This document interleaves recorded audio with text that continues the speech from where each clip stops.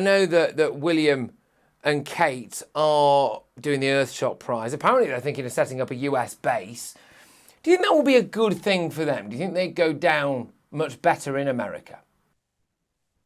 I don't know if they would go down much better in America just because of the political climate in America. I don't know that anybody does well in America, to be honest with you right now, because we are at one another's throats. But I will say that at this moment, the public does like Will and Kate. And I think it's part of it is due to how gracefully they handled everything. And there is something about their quiet dignity that has been very much asserted. And Americans do like the royals. I mean, that's the truth. As much as people say, oh, we don't like the royals, we follow them, obviously, in a very big capacity culturally. And Kate has been so wonderful and so endearing.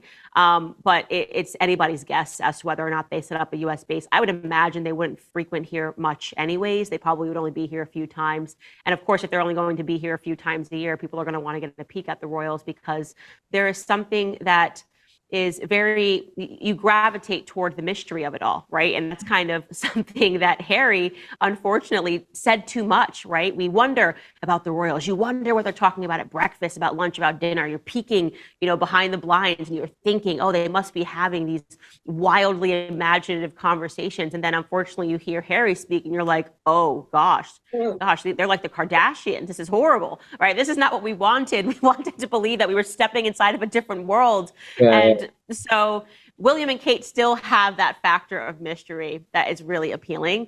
And I just want them to keep it and don't Americanize yourself is what I would say if you're going to do it. If you're going to let the cameras into your life 24/7 and you're going to spill your guts out and cry into Oprah's bosom and all of this stuff, you better make sure it's interesting at the end of the day, because if it isn't, then you're going to look like a fool.